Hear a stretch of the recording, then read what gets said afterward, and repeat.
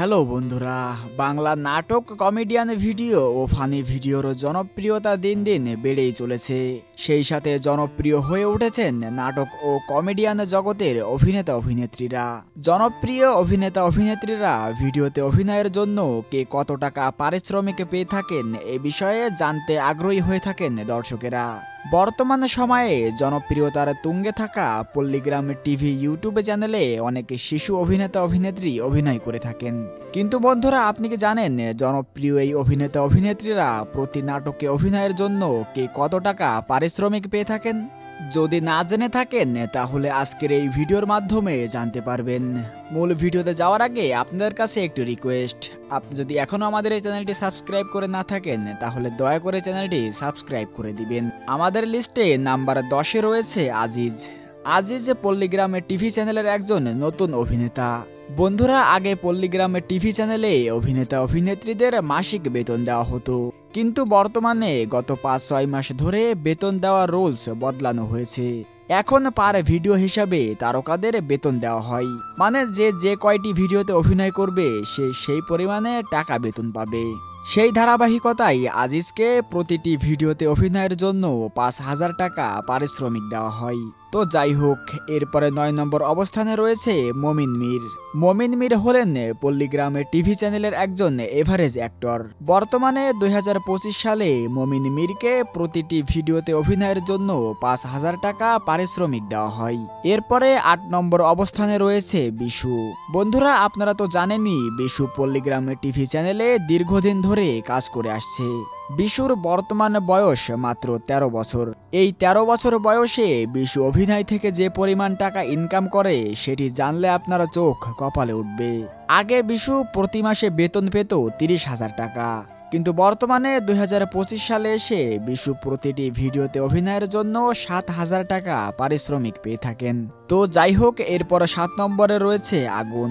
আগুন আগে মূলত পল্লীগ্রামে টিভি চ্যানেলে ক্যামেরাম্যান হিসেবে কাজ করত, কিন্তু বর্তমানে তিনি নায়ক হিসেবে বেশ জনপ্রিয় হয়ে উঠেছেন। আগুন আগে মাসিক বেতন পেত 30,000 টাকা, কিন্তু বর্তমানে আগুন প্রতিটি ভিডিওতে অভিনয়ের জন্য 10,000 টাকা পারিশ্রমিক পান। এরপরে 6 নম্বর অবস্থানে রয়েছে রোহান।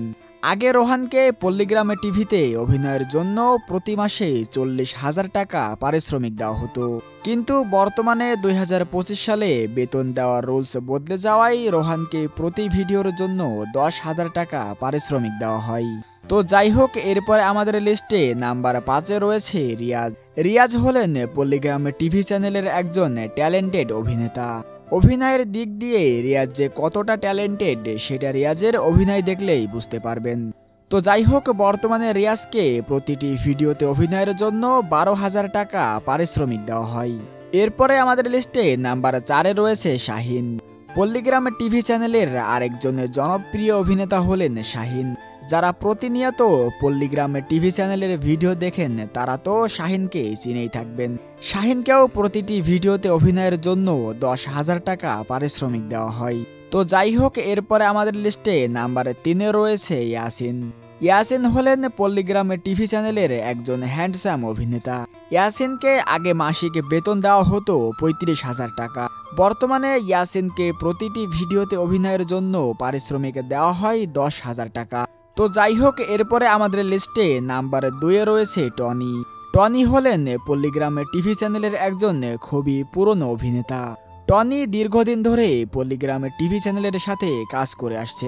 বর্তমান সময়ে টনিকে প্রতিটি ভিডিওতে অভিনয়ের জন্য 12,000 টাকা পারিশ্রমিক দেওয়া হয়। তো যাই হোক, এরপরে আমাদের লিস্টে নাম্বার 1-এ রয়েছে শফিক। পল্লীগ্রাম টিভি চ্যানেলের সবচেয়ে সেরা তারকা অভিনেতা হলেন শফিক। আগে শফিক মাসিক বেতন পেত 70,000 টাকা, কিন্তু বর্তমানে শফিক প্রতিটি ভিডিওতে অভিনয়ের জন্য 17,000 টাকা পারিশ্রমিক নিয়ে থাকেন। তো বন্ধুরা, বুঝতেই তো পারছেন বর্তমানে শফিকের মাসিক ইনকাম কত হতে পারে।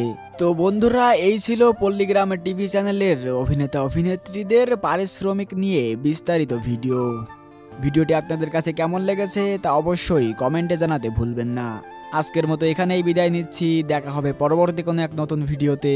ততক্ষণ পর্যন্ত সবাই ভালো থাকুন, সুস্থ থাকুন। আল্লাহ হাফেজ।